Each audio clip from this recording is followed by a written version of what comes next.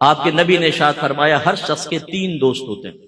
پھر وضاحت کرتے ہوئے ارشاد فرمایا پہلا دوست انسان کا مال ہے. جیسی موت آئی مال گیا. اور یہ یاد رکھیے گا جتنا مال چھوڑ کر مریں گے موت اتنی دردناک ہوگی. آپ کی لینڈ کروزر ادھر، جوتے، موزے، کپڑے، بڑا محل، جتنا آدمی مال چھوڑ کے مرتا ہے اتنی تکلیف زیادہ. آپ کے پاس 40,000 کا موبائل ہے، کوئی سنیچ کر کے لے جائے تو دکھ ہوگا نا، لیکن 1 لاکھ کا ہو تو، اور اگر 5 لاکھ کا بریف کیس چھین کر بھاگ جائے تو، اور اگر آپ کی دکان میں 2 کروڑ کی ڈکیتی کر کے چلے جائیں تو، جتنا زیادہ مال چھنتا ہے اتنی اذیت اور تکلیف زیادہ ہوتی ہے، جو ابھی ہمیں نہیں پتہ چل رہی ہے موت کے وقت ہوگی.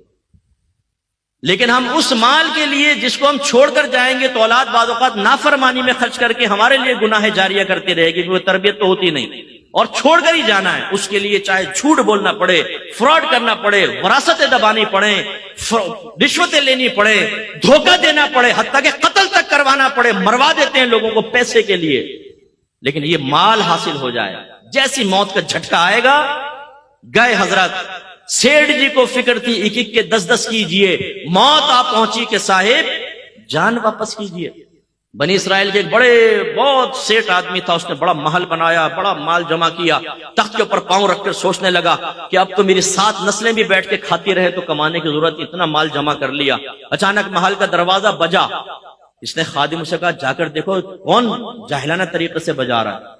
وہ گئے تو دیکھا پورے پھٹے پرانے حال میں فقیر کھڑا ہے. انہوں نے کہا کیا بات ہے؟ کہا اپنے مالک کو میرے پاس بلاؤ. کہا کہ تیرا دماغ خراب ہے، ہمارا مالک تیرے پاس آئے گا، بھاگ یہاں سے. اندر گئے. مالک نے پوچھا کون تھا؟ یہ حضور ایک فقیر تھا، آپ کو وہاں بلا رہا تھا. فرمایا مجھے؟ تم نے مزہ نہیں چکھایا اس کو؟ پھر دروازہ زور سے بجا. خادم بھاگ کر گئے. کہنے لگے بھائی تو کیوں نوکری سے نکلوائے گا ہمیں؟ کیا چاہتا ہے؟ اس نے کہا اپنے مالک سے کہو میں ملک الموت علیہ السلام ہوں، اس کی روح قبض کرنے کے لیے آیا. او خادم کانپ گئے اندر.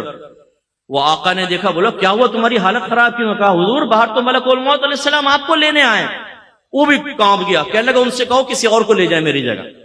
ملک الموت علیہ السلام اندر تشریف لائے. فرمایا جب موت کا وقت آتا ہے پھر ٹلتا نہیں ہے، لیکن مجھے اللہ نے حکم دیا ہے کہ مجھے تھوڑی سی تجھے میں مہلت دے دوں تو جو کرنا چاہتا ہے کر لے. اس نے کہا اچھا.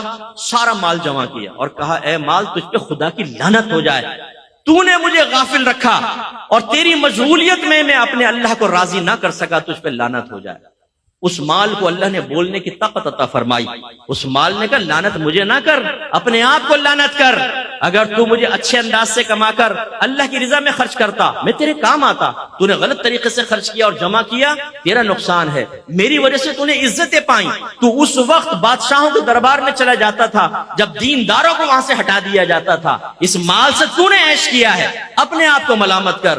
اور پھر حدیث روایت میں آتا ہے کہ ملک الموت علیہ السلام نے اس کی روح قبض کی اور وہ پہاڑوں کے برابر اپنی دولت کو دیکھتا ہوا مر گیا.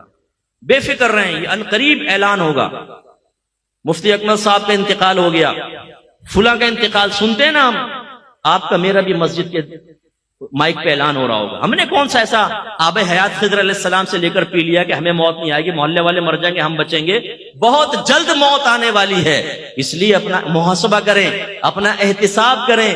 جو شادی شدہ ہیں اپنی لائف کو شریعت کی طرف لے کر آئیں اور تقاضائے شریعت کو پورا کریں تو نجات ہوگی.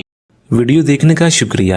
اگر آپ چینل پر نئے ہیں تو سبسکرائب کر لیں اور ساتھ ہی ساتھ بیل آئیکن پر بھی کلک کر دیں تاکہ یوٹیوب ہماری ہر ویڈیو کا نوٹیفیکیشن سب سے پہلے آپ کو بھیج دے.